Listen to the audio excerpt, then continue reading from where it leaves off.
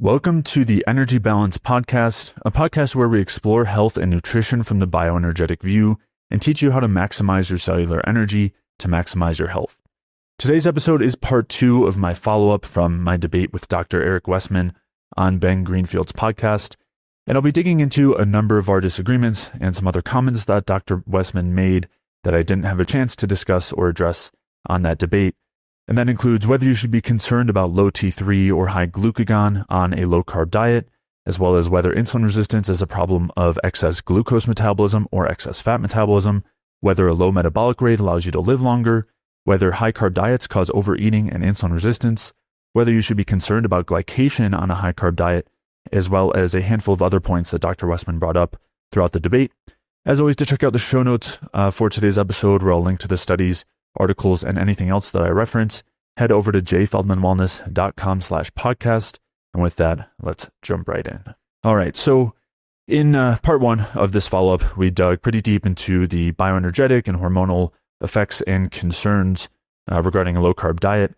And in this episode, we're going to dig into a number of the other points that were brought up throughout the debate and some of our disagreements, and kind of get into the details and, refute a number of the points that Dr. Westman brought up. The first one I want to dig into here, Dr. Westman mentioned or brought up this paper a handful of times. It was a paper written by Isabella Cooper, and the title is Ketosis Suppression and Aging, the Effects of Suppressing Ketosis in Long-Term Keto-Adapted Non-Athletic Females. And we're just going to touch on this briefly. I don't think it's particularly relevant to the discussion we were having. And it also wasn't 100% clear as to what he was trying to suggest with this paper. I don't think he really described that exactly. It seemed like he was bringing it up to suggest that in the same way that we see negative effects going from a high-carb diet to a low-carb diet, like increased stress hormones and inflammatory effects, things like that, you also see negative effects going from a low-carb diet to a high-carb diet.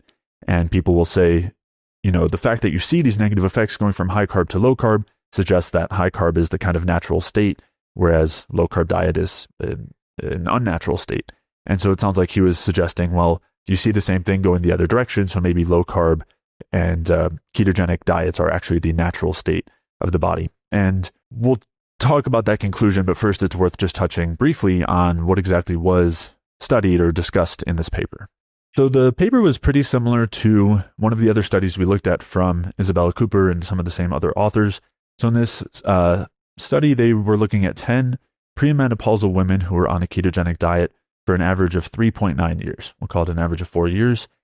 And what they did was they went for 3 weeks on a controlled ketogenic diet, then 3 weeks on a high-carb diet, and then went back to the controlled ketogenic diet for 3 weeks. Now, the high-carb diet was not controlled. What happened was they just told the participants to eat ad libitum, meaning as much as they want, according to the UK Eat Well guidelines. So like according to the generic UK guidelines, much like, we have in the United States.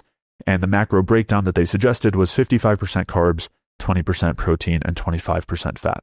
So obviously this would be far different from a ketogenic diet, but we don't actually know anything about what they were eating, if they were eating close to these macros, what foods they were eating. They were just given these guidelines or recommendations, and that was it.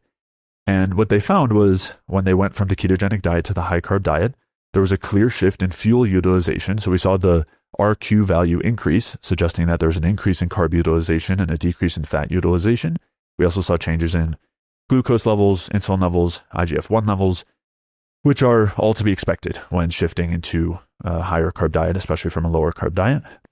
And they also noticed that there's an increase in weight. There was weight gain when they were on the high carb diet, and we'll be coming back to that. Now, they also found that there's an increase in a couple of inflammatory markers and liver markers after the 3 weeks on the high carb diet. And those then went back down after, when they went back to the keto diet. However, it's worth noting that the majority of inflammatory markers saw no change. There was no difference in them, and there was also no difference in some of the kind of bigger picture inflammatory and stress markers like cortisol and CRP, things that we do. Cortisol we see universally increase when shifting from a high carb to a low carb diet. CRP is shown in some studies as well to increase, but that was not seen here when going from the ketogenic diet to the high carb diet. And again, there was a couple of inflammatory markers that increased. And so, as I was saying, it seems like Dr. Westman was suggesting that this is very parallel to what happens when you go from high carb to low carb. So It doesn't actually point to any negative effects when going high carb to low carb, or, it's a parallel effect.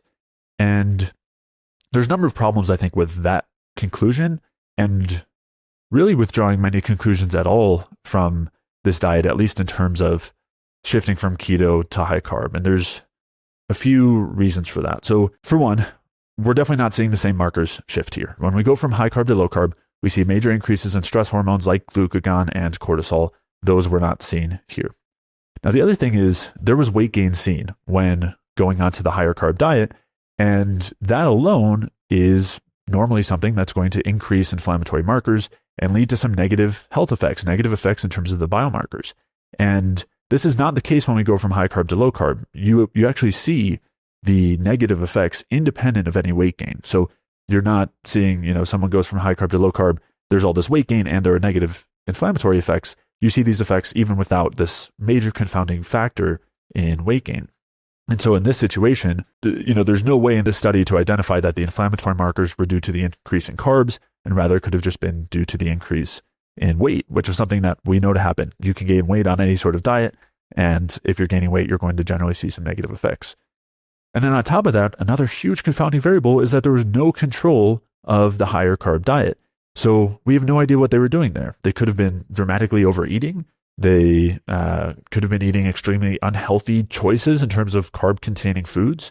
They were just given guidelines. We don't actually know what they were consuming during that period of time. We don't know if it was actually in line with the guidelines. We don't know if it was similar at all to the macronutrient ratios that were being given. So that's another huge confounding variable here with the study. It doesn't mean that there's no value to looking at these markers, but it certainly, I would say, doesn't suggest what Dr. Westman was maybe insinuating or implying that it would suggest. And it's also worth noting as well, if you take anybody who's following the average Western diet guidelines, whether it's the UK guidelines or the US guidelines, and then you put them on a controlled diet of any form, a vegan diet, a keto diet, a mixed macro diet, whatever it is, higher fiber, higher protein, you're going to see improvements on whatever diet you've changed them to coming from just the standard Western diet. And so you kind of saw that here. You basically saw keto to standard Western diet guidelines back to keto, and there was benefits. But that really doesn't say very much about potential benefits of keto or negative effects of a higher carb diet. So, I don't want to, dig into this any further. I don't think there's much more to discuss here when it comes to this study, but it was one that Dr. Westman brought up a good handful of times in the debate, if I remember correctly. So, just wanted to at least touch on it here and explain, or share my point of view there. Now, as I mentioned in part one of this follow-up, I've seen a ton of people struggle with issues after doing long-term low-carb dieting. And I talked about how this happens on the mitochondrial level, the hormonal level, and then how that has downstream impacts on things like anxiety, decreasing energy, decreasing libido, increasing blood sugar levels, and causing insomnia and trouble sleeping, decreasing body temperature, increasing weight gain, or causing weight regain after people have lost it. And, I've helped a lot of people reverse these issues using a bioenergetic approach. So if you're looking for guidance in understanding how to create a sustainable bioenergetic diet and lifestyle to resolve these issues or any other health issues you might be working on, then head over to jfeldmanwellness.com/call, where you can sign up for a free call with a member of the J. Feldman Wellness team who can provide you with insights on your health issues and make sure that you get the support that you need along your health journey, whether that's one-on-one coaching, group coaching, or our energy balance course. We've helped a ton of people reverse everything from insomnia to fatigue to brain fog to severe digestive problems and everything in between. And we'd love to help you do the same. So head over to jfeldmanwellness.com/call to sign up for a free call. All right, so let's move on to something else that Dr. Westman mentioned during the debate. And I'm pretty sure he mentioned it during the debate, and I know I've heard him mention it in other videos, where he was basically saying maybe there's low T3 on a low carb diet. And we talked about this in the last episode. There's quite a bit of evidence for that. But I don't care about a number, in terms of the blood work. I care about the clinical relevance. I care about if somebody's actually dealing with a hypothyroid state. And, the same could potentially be said about elevated glucagon or cortisol. Who cares what's on the lab work? If it's not actually affecting someone or if someone's feeling better, what's the difference? And on one hand, I agree with that. When we're looking at someone's health, we want to look at the whole picture. And if one marker is off, we don't want to necessarily just treat that marker in isolation if they're not presenting with the issues you might expect from that marker being off. But there are still some concerns here, even if someone sees low T3 and they're not dealing with severe hypothyroid symptoms. They're often dealing with what would be considered, subclinical hypothyroid symptoms, and we'll talk about that in a minute. But also, when we're seeing these values, this can be an indication of what's to come, right? When we initially have some stress, even like short-term chronic stress, we don't necessarily see all the deterioration, but we might be feeling okay, we might be getting through it all right, but we might start to see that things are looking off in the lab markers. And if we keep doing what we're doing, that can then lead to that deterioration. That can then lead to those problems cropping up. And that's what we want to be obviously very much aware of. So while we don't want to necessarily treat the marker on its own, we definitely want to understand what is causing those markers to be changed and in a negative way, what the potential downstream effects of that are, and how we might prevent it and what we want to look out for. And as I've mentioned earlier in this episode, and I mentioned it in the last episode as well, I do see signs of hypothyroidism very frequently in people who are coming from low-carb diets. And again, they might not be such intense hypothyroid symptoms that someone's like really sick, but definitely see things like low body temperature, cold hands and feet, dry skin, fatigue, thinning hair, low mood, joint pain, and a number of other symptoms that I've described earlier. And so these are things that we would definitely want to look out for. And, if we're only focused on the scale as our metric and we're just looking for weight loss, or we're just looking at certain metrics on the blood work, we might miss these things that are actually pointing to some underlying issues. So that would be one thing to consider when we're talking about looking at the person as a whole. It's true, we don't want to just look at the markers. We want to make sure we're considering those different symptoms as well. And then also we want to consider what the long-term effects are of, let's say, low T3 or high glucagon. And on that front, I've heard Dr. Westman say, at least in other videos, I don't think he actually mentioned it in the debate, and I've heard this mentioned by other people in favor of low carb, where they'll say, you're not considering these hormone levels in the context of a low carb diet. Maybe low T3 is normal on a low carb diet. Maybe lower testosterone is normal on a low carb diet. Maybe high glucagon or high cortisol is normal on a low carb diet. How do we know that those things aren't actually supposed to be that way, and we're just comparing this to someone on a high carb diet?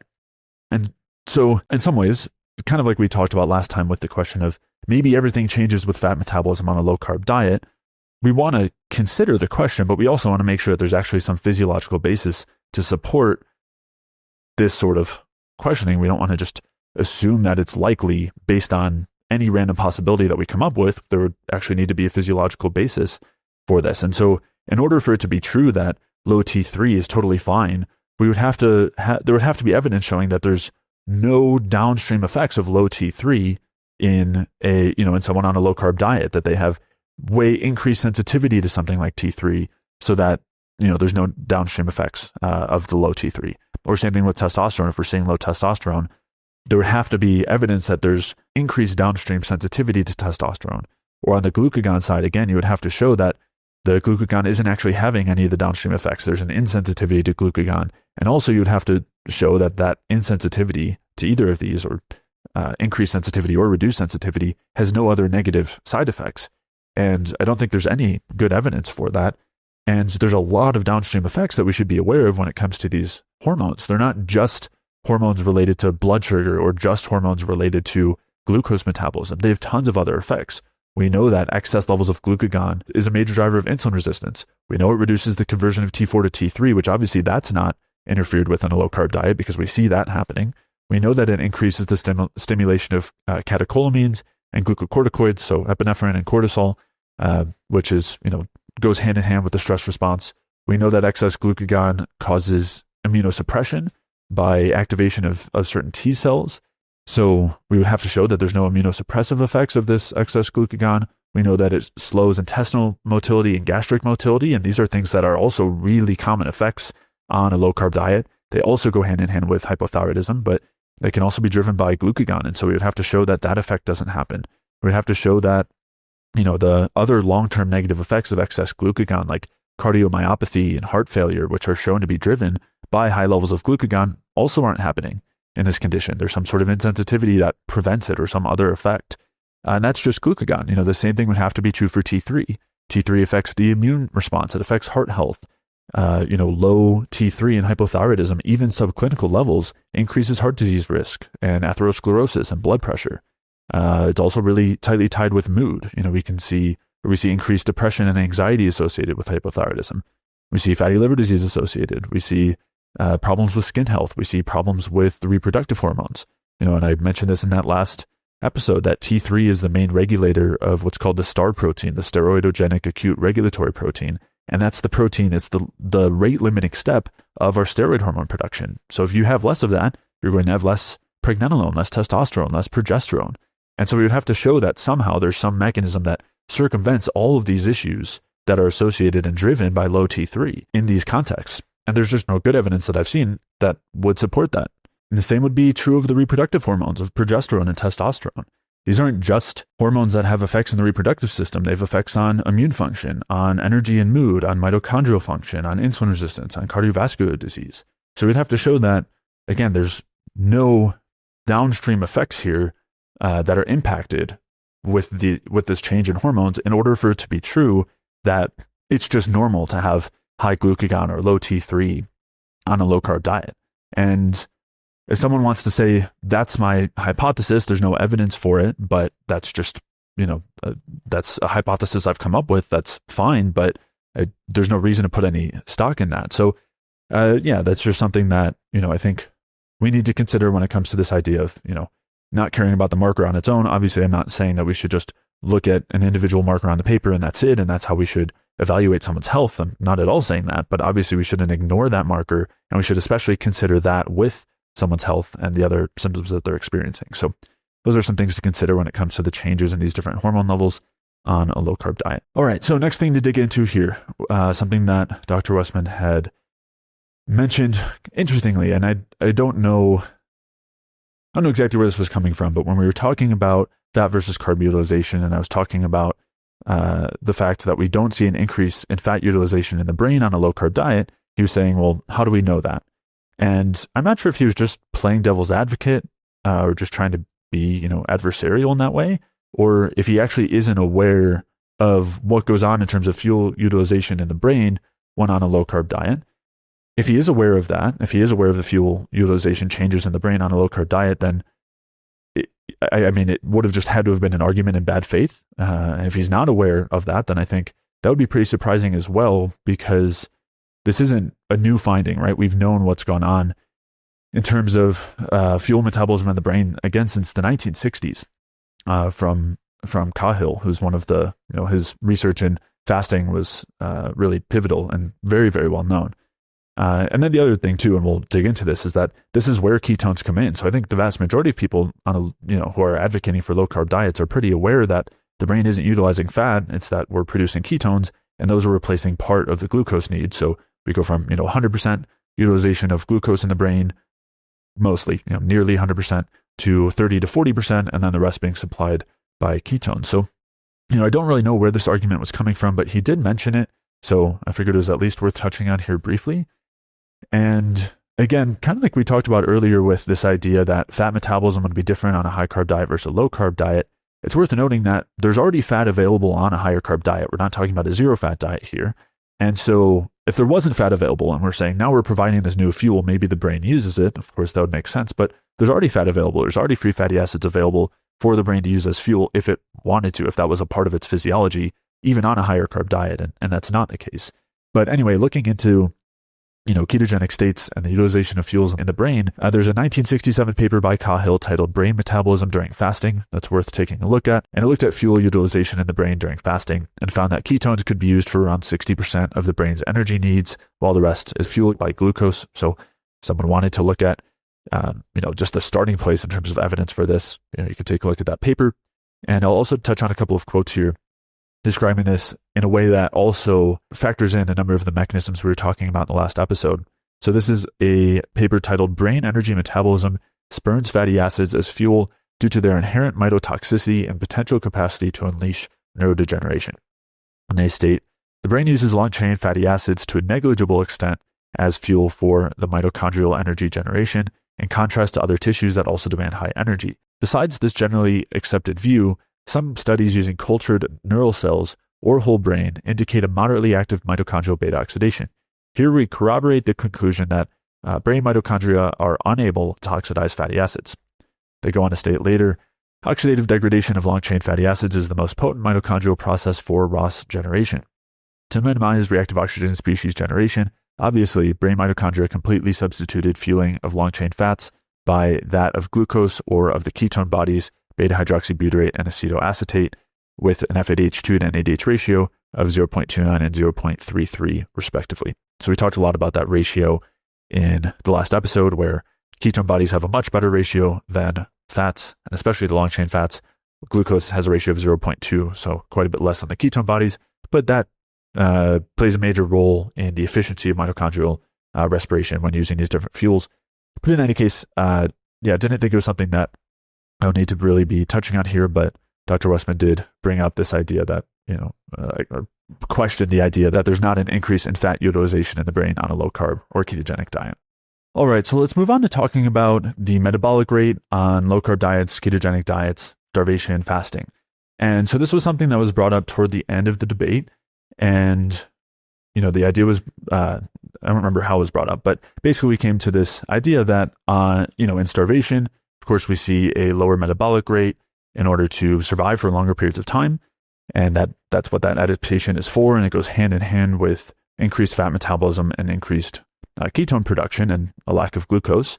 And a low-carb diet, a ketogenic diet, causes the same thing. It's a fasting mimicking diet. And it seemed like Dr. Westman agreed with that. And he said, well, isn't that a good thing?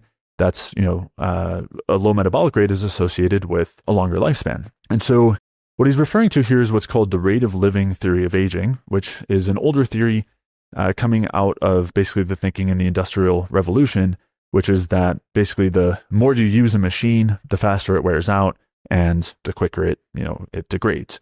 And, the assumption being the same for humans and animals. And basically, when looking at the metabolic rates of different species, what was generally found was that when there's an increased metabolic rate by, based on weight, there's shorter lifespan and faster aging. And so that's what this rate of living theory was originally based on. But for anyone who's aware of the aging and lifespan research, the rate of living theory has long been debunked, for lack of a better term. And so it's really, there's tons of evidence against this. And we've done prior episodes. I've written an article as well discussing this. So I'll just link back to those instead of getting into the details here. But it's really not something that's considered valid for a number of reasons. There's all these confounding variables. And one of the important ones is that there are certain differences between species that confound the changes in metabolic rate. But when you look within a species where a lot of those variables are constant, and one of them in particular is the unsaturation index of the membranes, when that's constant, you actually see that a faster metabolic rate leads to a longer lifespan. And one of the major confounding variables when looking at this rate of living theory was the propensity toward increased ROS production, oxidative stress, and damage to the structure of the tissues due to changes in the unsaturation index. So I'll link back to prior episodes and articles where I've discussed this, but it was also interesting that he brought this up because this is data that's based on animals and looking at other species. And this was something he seemed to take a huge issue with when I was talking about rodent research, which I think is in many cases very much applicable to humans. And we talked through human research as well in the last episode. Obviously, we went through all of that. But it seemed like a bit of a double standard where I brought something up related to other species. And of course, in his view, that doesn't apply at all because those are other species. And yet he brought on this idea of the rate of living theory, which is also based on research looking across other species. And yet that was something that he viewed as a good enough argument, good enough support for the idea that a low metabolic rate would increase lifespan. So just an interesting situation that occurred on the debate. And interestingly, I then brought that up on the debate. I mentioned the problems with the rate of living theory. And as I was going through that, he said, well, why would this be, this wouldn't be valid because it's based on animals. But it was interesting because he was the one who actually brought this up as support for his argument that a low metabolic rate from a low-carb ketogenic diet would be a good thing. And he seemed to not recognize that this was, I was actually explaining why his argument wasn't supported. And he further invalidated it by mentioning that it's based on animal research, which we shouldn't be considering. But in any case, I'll link back to prior episodes and articles digging into the rate of living theory, problems with it, and newer theories that are far more relevant and accurate, and the evidence for those. And along with that, why a higher metabolic rate is actually a better thing and why you don't actually want a lower metabolic rate as is driven by a low-carb diet. All right, so that brings us to another topic here, which has to do with insulin resistance and glucose versus fat burning or oxidation. And there was a point where he mentioned that too much glucose in the cell interferes with fat burning, and that this is the state of insulin resistance. And so I think there's a lot of confusion here all throughout the low-carb space and elsewhere as to what's really being seen in insulin resistance. So we'll dig into that a little bit. And I think one of the biggest sources of that confusion is that in general in insulin resistance, you see a few different features, a few different things going on at the same time. One is that you see inhibited glucose oxidation. So we're not actually efficiently utilizing the glucose inside our cells. But what you do typically see is an increase in glycolysis. Glycolysis is the inefficient utilization of glucose where we're converting that glucose into lactate. Sometimes it's called anaerobic glycolysis or aerobic glycolysis if we're kind of forced into this when oxygen is present. But you do see an increase in glycolysis with a reduction in glucose oxidation. And so I think some people get confused about that and they say, oh, well, this increase in glycolysis is actually the problem that's driving the state, or they see that and they say this is a state of excess glucose burning, but it's actually a state of reduced glucose oxidation and poor glucose metabolism, leading to increased glycolysis. And along with that, you actually see increased fatty acid oxidation. So this idea that there's this interference with fat burning and that you have less fat burning in these states is something that can happen in more severe scenarios where there's such impaired metabolism that there's actually reduced fatty acid metabolism. But in the vast majority of cases, and especially in the progression of insulin resistance, you see increased fatty acid oxidation, increased beta oxidation, increased lipid metabolism. So we'll be talking about that, digging into some studies that demonstrate this. And the first one is a study titled Characterization of Cellular Defects of Insulin Action in Type 2 Non-Insulin Dependent Diabetes Mellitus.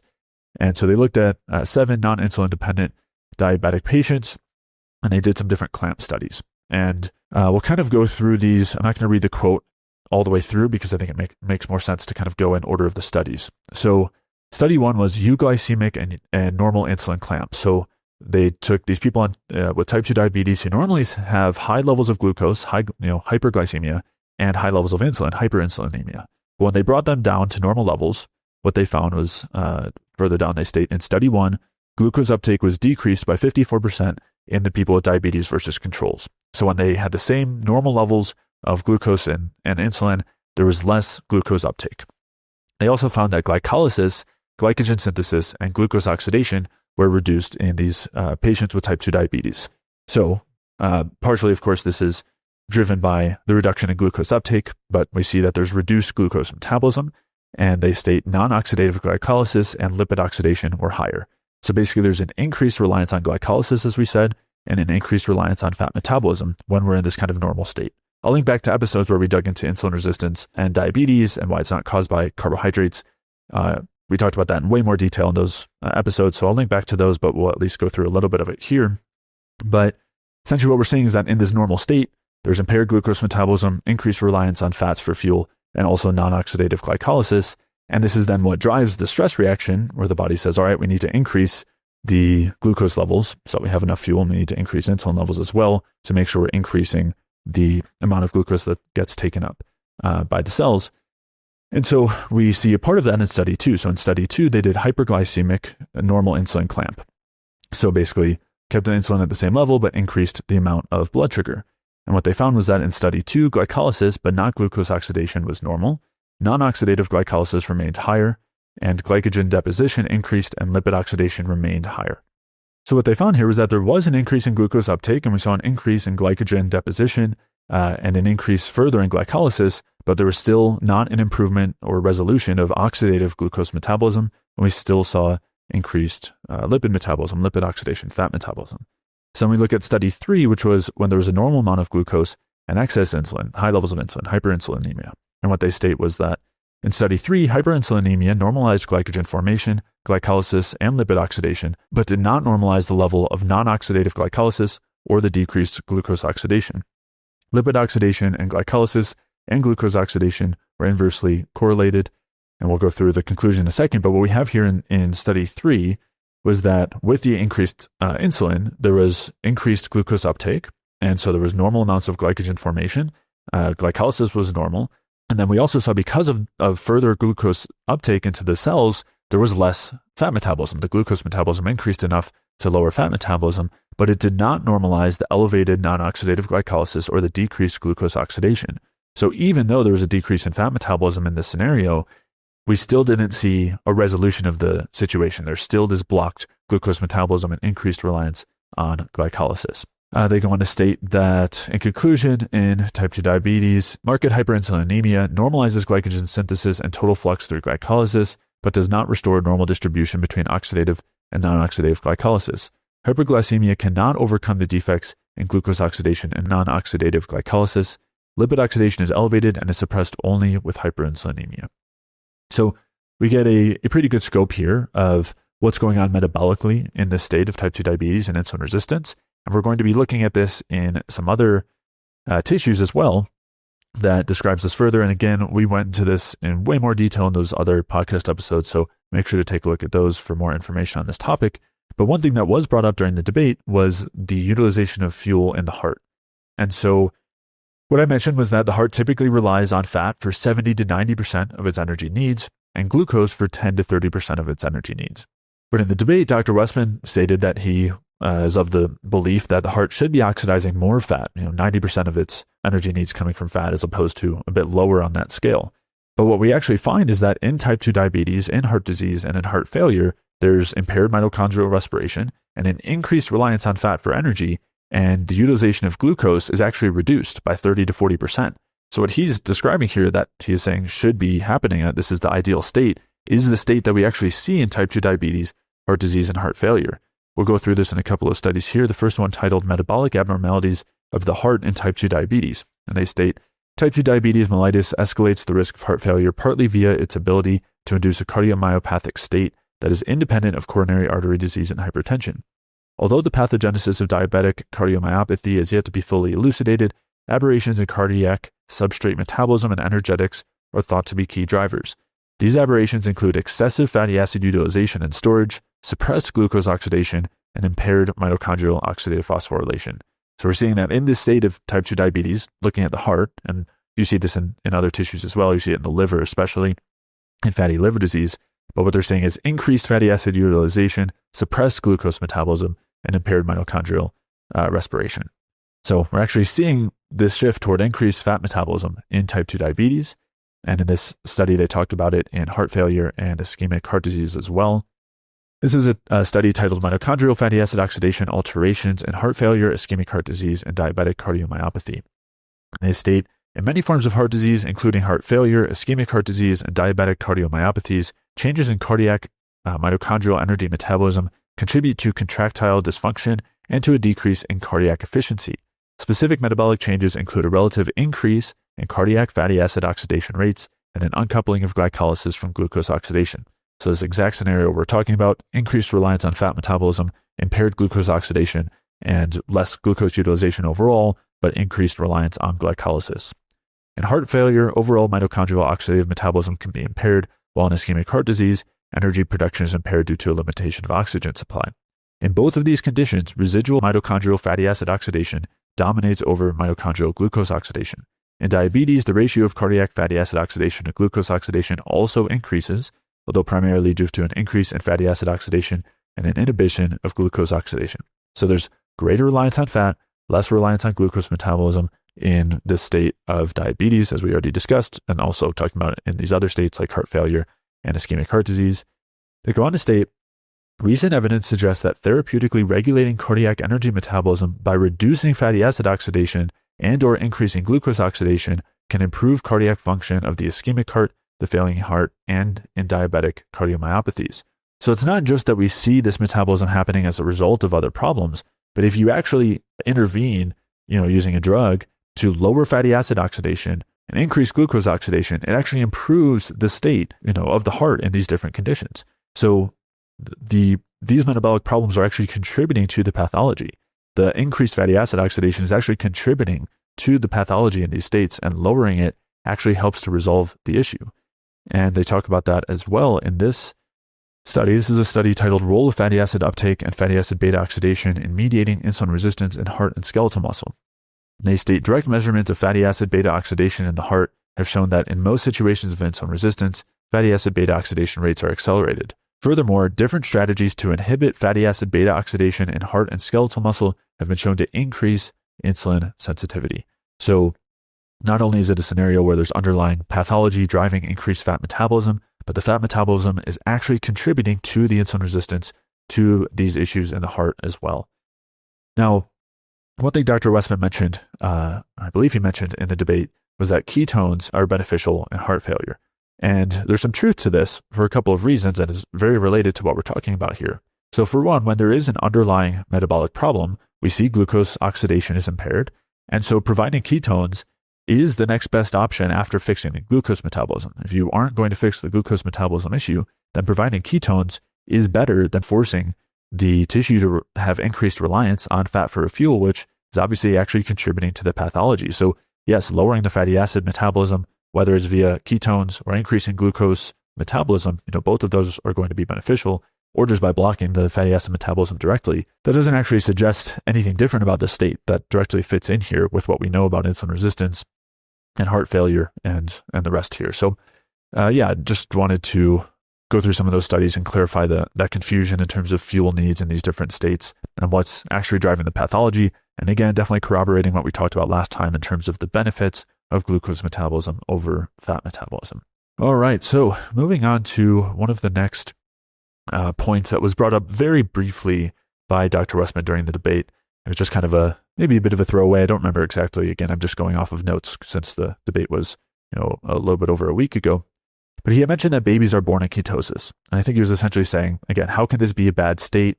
And, he pointed at the fact that, all sorts of animals go into ketosis when they're starving, when they're not eating, fasting, whatever you want to call it.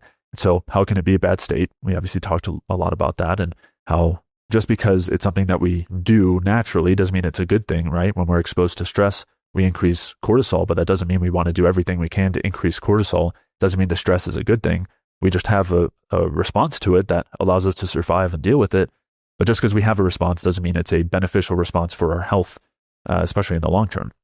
So we talked about that quite a bit, in the last episode and in this one. But in terms of this comment about babies being born in ketosis, I wanted to touch on that since it's a little bit of a different situation. So it's true that babies are born in mild ketosis and they remain in mild ketosis while they're, very young and, in that stage and breastfeeding.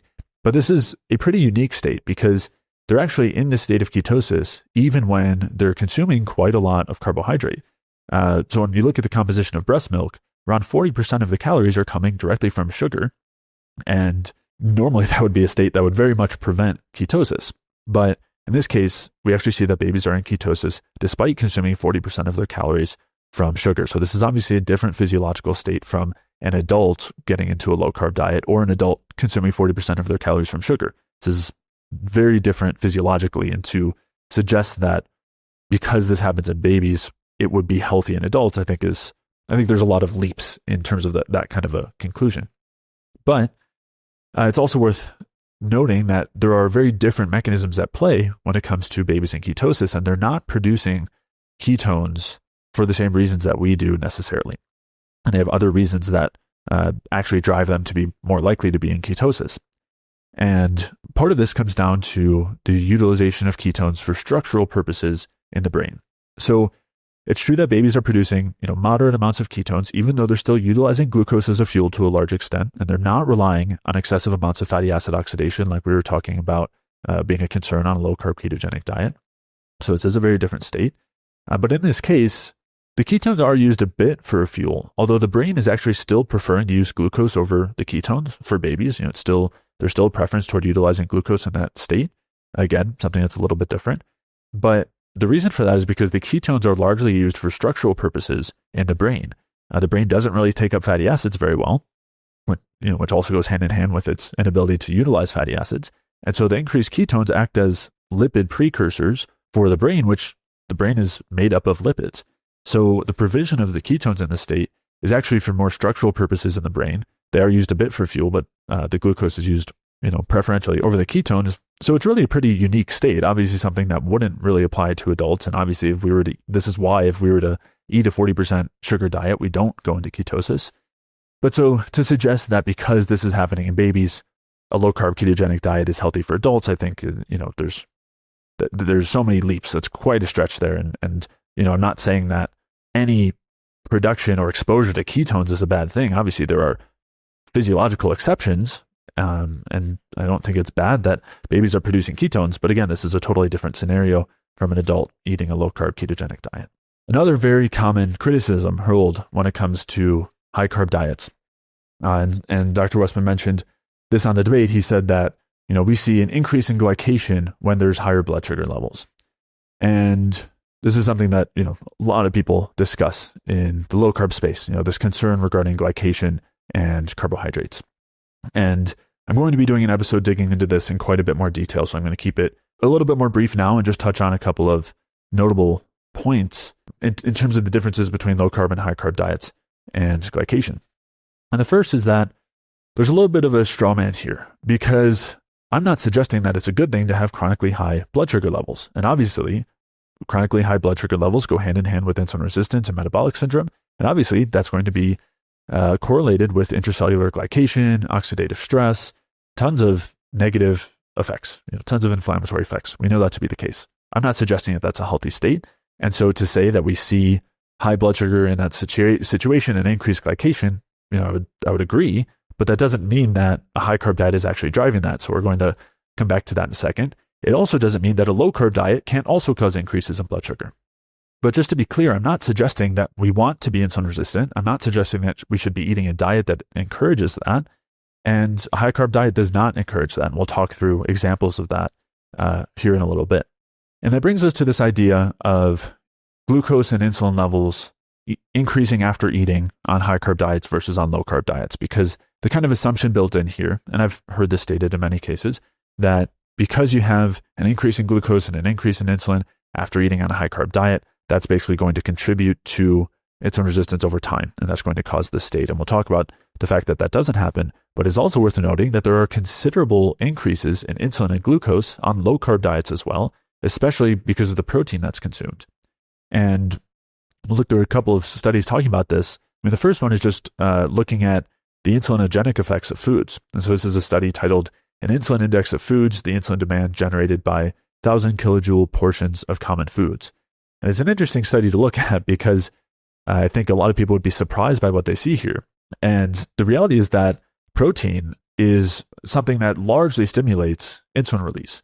And what they found is that if you look at isocaloric amounts of fish and beef, it actually increased insulin more than really high carbohydrate foods like oats and pasta. There was a greater insulin release from the fish and beef.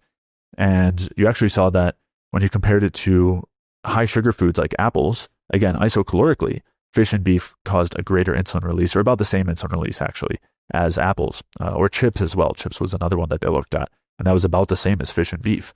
So this idea that you're only getting insulin excursions on a high carb diet is very much not the case, considering that protein is a major stimulant of insulin production. And the same can be true on the glucose side as well. You can also see increases in glucose levels on ketogenic diets, even eating low carb meals. And they show that here in this study, and this was a study that we looked at in the last episode as well. This one is titled Glucose and Lipid Homeostasis and Inflammation in Humans Following an Isocaloric Ketogenic Diet.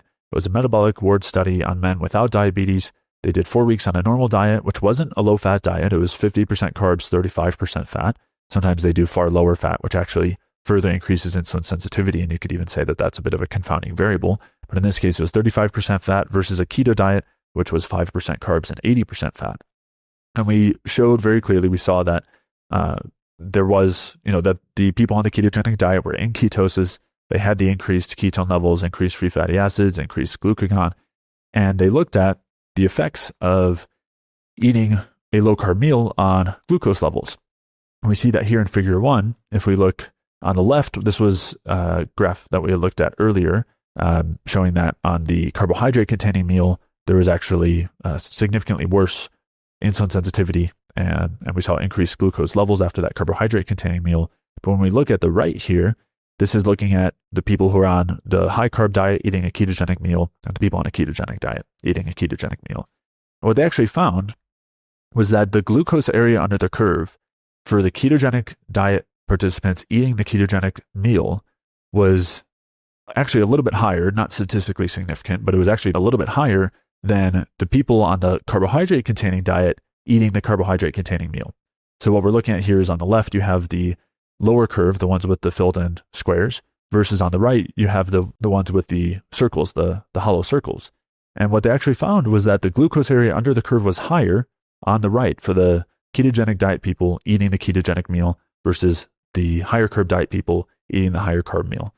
So this idea that you're going to be dramatically increasing glucose all the time on your high carb diet, based on eating something with carbs, is not actually supported here. In this case, they're finding that eating the ketogenic diet meal led to the same amount of glucose increase as the high carb meal for the people on the high carb diet. So this idea that you're either getting a lot of insulin and glucose excursions after eating versus no insulin and glucose excursions after eating is really not at all accurate as to what's happening. So that's the first thing that's worth noting, is that if any insulin and glucose excursions cause insulin resistance, you would see that on low carb diets as well.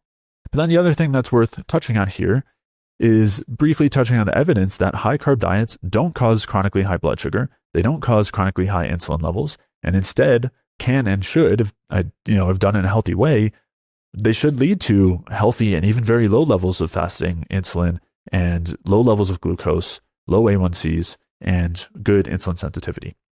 And we can see this when we look at native cultures on high carb diets, and I'll link to these studies in the show notes so we, I don't weigh the episode down with too much of those. We can look at the Kitavans, who have a diet that's 69% carbs and 21% fat. They have very low fasting insulin levels. The average for men was 4, and for women it was 4.8. We can look at this in the Tukisenta. This is a group that eats over 90% of their calories from carbohydrates, and they're incredibly insulin sensitive. They have very, very high glucose tolerance, no signs of metabolic syndrome. And there are other native cultures as well. I'll link to those in the show notes, but these are people who are eating high carb diets for their whole lives, and they're not showing problems in terms of metabolic health or insulin sensitivity or insulin resistance. And we can also see this looking in, studies where they put people on high carb diets, people who don't have insulin resistance, and see improvements in insulin sensitivity and weight loss, but then also in people who do have insulin resistance and type 2 diabetes, and see incredible improvements in terms of insulin resistance and weight loss, type 2 diabetes. And again, this flies directly in the face of this idea that consuming more carbs is just going to lead to insulin resistance, when the reality is it can reverse it. And so we'll start just touching briefly on the Kempner diet as an example. This is a very high carb diet, as much as 565 grams of carbohydrates a day, very low protein and very low fat. And they used this diet for people who were obese, for people with type 2 diabetes. They found that it decreased blood sugar levels, decreased insulin levels. People were able to lower their insulin dosing. In some of the studies, and one that we'll share here in a minute, 25% of people who were on this study were able to fully stop their insulin medication. And this was in a study titled Effect of Rice Diet on Diabetes Mellitus Associated with Vascular Disease. Now, in this study, I'll just kind of touch on a couple of the improvements that we're seeing. We won't go through it in detail, but they found that there's an average drop in fasting blood sugar by 47 milligrams per deciliter. The average decrease in weight was 7.3 kilograms or 16 pounds. 58% of the people in the study were able to decrease their insulin, and 25% were able to stop their insulin entirely. Again, this is people with type 2 diabetes. And they found that these improvements occurred both in patients who lost weight and in those who did not have a significant weight change. So it wasn't just driven by the weight loss.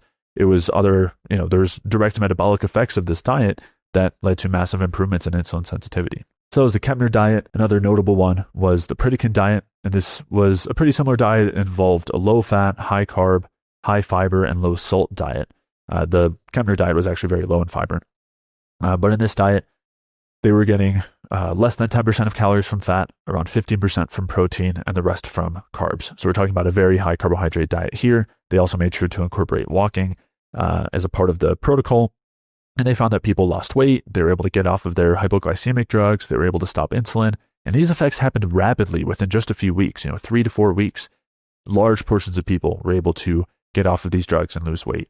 And then they did studies where they followed these people. They did follow-up studies for a couple years after, and showed that the benefits continued as long as they continued with the diet. So I'll link to these studies in the show notes. But again, some very clear high-carb diets showing incredible benefits for insulin resistance, as opposed to the opposite of this idea that they're causing insulin resistance. Now, there's also a number of very well-controlled studies showing the same benefits for high-carb diets on insulin sensitivity and reversing insulin resistance. So we'll touch on a couple of these. The first one is titled High Carbohydrate, High Fiber Diets for Insulin-Treated Men with Diabetes Mellitus. And in this study, they did two different diets. One was 43% carbs, 37% fat, and 20% protein. And then they compared that with 70% carbs, 9% fat, and 21% protein. So there's a big change, going to a much higher carbohydrate intake and much lower fat intake. They made sure that there was no weight loss in the study. So they made sure that, if someone was losing weight, they gave them more food so they didn't lose weight. And despite that, they still saw improvements in insulin resistance. People were still able to reduce their doses of insulin. They were still able to see lower blood sugar values. They were still able to stop their insulin medications altogether. So still massive improvements, totally independent of any changes in weight, as was suggested by the Kempner studies. We have this study here. I'm going to actually share this quote. This is one titled Changes in Body Weight, Body Composition, and Energy Intake in Women Fed High and Low Fat Diets. So they had women go from a higher fat diet of 37% to a lower fat diet of 20%. Obviously, high fat diet here is relative. We're not talking about a low carb ketogenic diet, but I'm just using this not to discuss that part as much as just the idea that you can see major improvements in metabolic health on a higher carb diet. And this is not something that's driving insulin resistance. And what they found in this study was that the women lost weight while increasing their calorie intake by nearly 20% relative to when they were on the high fat diet. And they state the effects of a 20% fat diet, low fat diet, on total body weight, lean body weight, and adiposity were studied in 18 premenopausal women with body mass index BMI of 18 to 44. Subjects were fed a 37% high fat control diet for 4 weeks, followed by the low fat diet for 20 weeks. Total body weight, lean body weight, and fat weight were measured at the end of the high fat and low fat dietary periods by hydrostatic weighing. Despite adjustments in energy intake to maintain weight throughout the study, subjects exhibited a 2.8% decrease in total body weight, an 11.3% decrease in fat weight, and a 2.2% increase in lean body weight by the end of the low-fat period. Similar changes were observed in obese and non-obese women. By the end of the low-fat period, energy intake had increased significantly in comparison with the high-fat diet to 119% of the high-fat intake. Results cannot be explained by changes in daily activity levels and suggest that macronutrient composition plays a role in energy requirements for weight maintenance. So what we saw here is a high-carb diet. The women lost body fat, gains lean mass in the process, despite eating 20% more or 19% more than when they were on the higher fat diet. Moving on to a couple others. This is a study titled Effect of High Glucose and High Sucrose Diets on Glucose Tolerance of Normal Men. So in this study, I'll read the quote and then we'll get to it. I'll explain it after. They state, as the dietary glucose content was increased progressively to 40, 60, and 80% of calories, a gradual improvement in glucose tolerance tests occurred. When normal subjects were changed from a control diet to one containing 80% of calories as sucrose, significant improvement in the oral glucose tolerance test occurred. These improvements in glucose tolerance tests were associated with slight reductions in plasma insulin levels. These studies demonstrate that short-term periods up to 10 weeks on a high sucrose diet led to improvement of the glucose tolerance in normal subjects. So I'm not suggesting that we should be getting 80% of our calories from table sugar. Obviously, that shouldn't have to be said, but obviously I'll throw that disclaimer out there. But what we're seeing here is that as the calories increase from carbohydrates, we didn't see worse insulin sensitivity and increase in insulin resistance. We didn't see, body fat gain or anything like that. What we saw was that increasing the calories up to as much as 80% from glucose or sucrose led to an improvement in insulin sensitivity. This was over 10 weeks. And then the last study here, improved glucose tolerance with high carbohydrate feeding in mild diabetes. And they found something similar. Again, this was in people with mild diabetes, though, not, in the last one, which was men without diabetes. And what they state was to evaluate the effect of increased dietary carbohydrate in diabetes mellitus, glucose and immunoreactive insulin levels were measured in normal persons and subjects with mild diabetes maintained on basal 45% carbs and high carbohydrate 85% carbohydrate diets.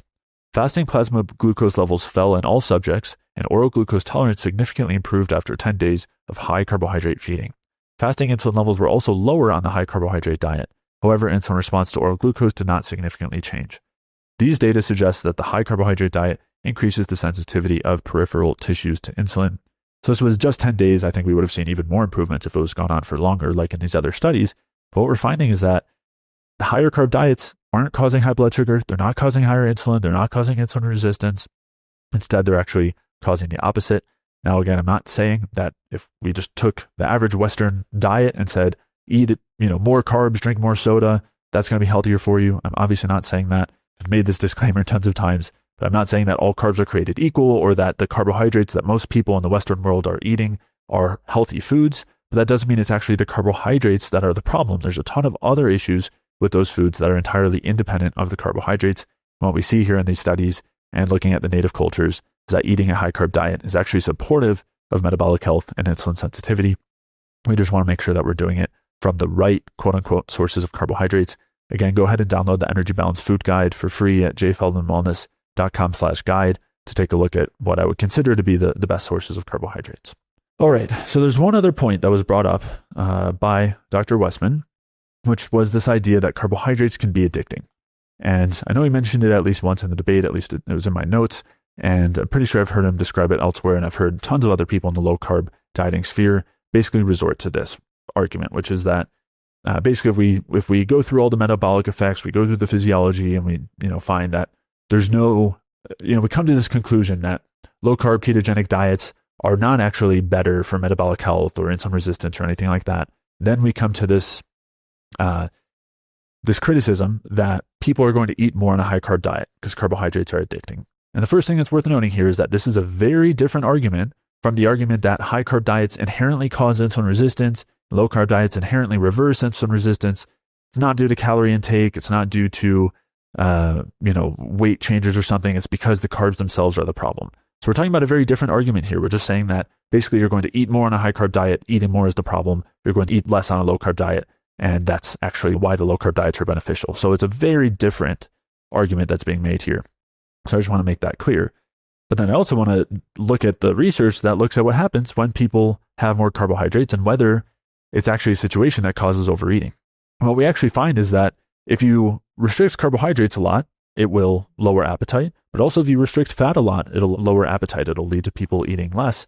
And this has more to do with the fact that we're cutting out tons of problematic foods that happen to have high amounts of carbs and fats. Most of the things that in the low-carb sphere people think about as carbohydrates, like donuts and pizza, are actually very much high-fat foods as well. And so if you're eating a low-fat diet, you cut those out. If you're eating a low-carb diet, you cut those out. So we're cutting out a lot of the foods that are inherently not ideal in the Western diet when we're cutting out carbs or we're cutting out fat. And the restriction, or any restrictive diet really, you could talk about a vegan diet or a carnivore diet, both tend to lead to eating less because of the restrictive aspect of it. And so we see that here with a number of studies looking at high-carb, low-fat diets. This is a study titled Body Weight and Low-Density Lipoprotein Cholesterol Changes After Consumption of a Low-Fat Ad Libitum Diet. And they had people on a 35% fat diet versus a 15% fat diet. They were allowed to eat ad libitum, and on the low-fat diet, they ate less and they lost weight. Naturally, they were allowed to eat as much as they wanted, and as long as they kept the fat at 15%. I think the meals were actually provided in this study at 15% fat, and they naturally just ate less and lost weight.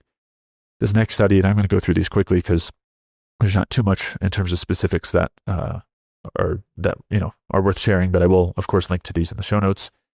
This next study is titled Weight Loss on a Low-Fat Diet, Consequence of the Imprecision of the Control of Food Intake in Humans. They looked at people on a higher fat diet, or they put them on a high fat diet of 35 to 40% for 7 weeks, and then they went on a low fat diet of 20 to 25% of total calories from fat for 7 weeks. They were allowed to eat as much as they wanted, and they naturally ate less on that lower fat diet, and that led to weight loss. Next study is a study titled An Ad Libitum Very Low Fat Diet Results in Weight Loss and Changes in Nutrient Intakes in Postmenopausal Women. They basically put these women on an 11% fat diet from a 33% fat diet, found that it led to weight loss as well. And again, this was an ad libitum. All of these are ad libitum studies where they were allowed to eat as much as they wanted. And as they increased the carbs and decreased the fat, they naturally ate less. And we see that in this last study as well. And we're going to share a quote from this one too. This is a study titled Weight Loss During 12 Weeks Ad Libitum Carbohydrate-Rich Diet in Overweight and Normal Weight Subjects at a Danish Worksite. And this was a pretty mild fat decrease. So in some of these other studies, we're getting down to 11% of calories from fat, 15% of calories from fat. One of the ones that I mentioned was 20 to 25% calories from fat, so not that restrictive on that side. And in this study, they actually just decreased from 39% fat to 28% fat and increased carbs from 46% to 56%. So just a small decrease, only 11% decrease in fat intake and the fat intake was still not that low at 28%. And what they state was, in conclusion, instructions at a work site and ad libitum intake of a carbohydrate-rich, low-fat diet resulted in a significant loss of body weight and fat mass in overweight and normal weight subjects. So again, this was just telling people eat lower fat, basically eat a lower fat diet, and eat as much as you would normally eat ad libitum. And they weren't giving them a control diet or anything like that. And they found that they naturally ate less and lost weight.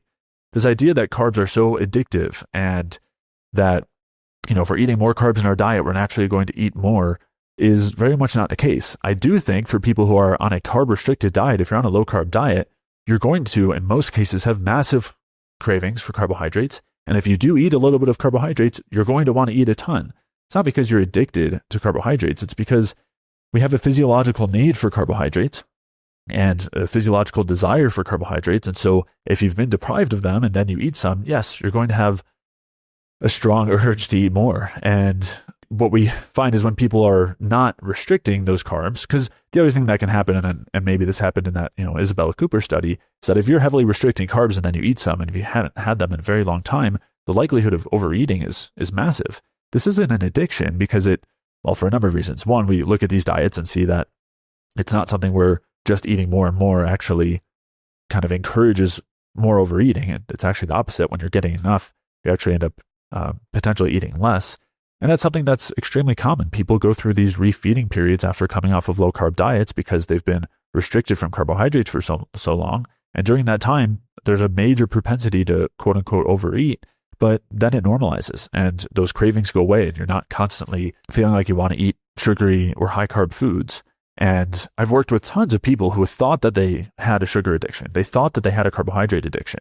And, they would be on a low-carb diet, but then they would go through binges. And, they would go and grab the ice cream container from the freezer, they would have a bite, and then before they knew it, the entire container was gone. And, or, they were at a birthday party and they say, okay, the cake is there and I just can't resist it. And they have a bite and then they eat the whole thing and they have 2 more pieces afterward. Or tons of these other scenarios. And they, just resort to saying, I just can't be around it. I have to get it out of my house. I can't control myself. I have a carb addiction, a sugar addiction.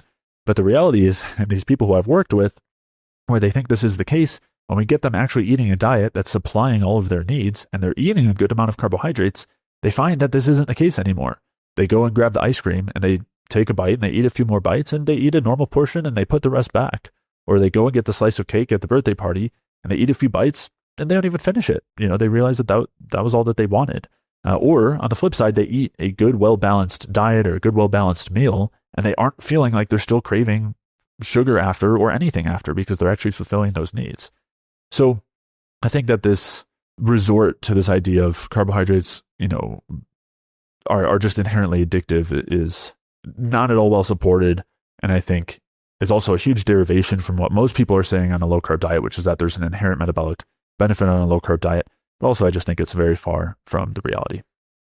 All right, so that's everything I had as far as my notes from the debate, things that were brought up that I felt like were important to address.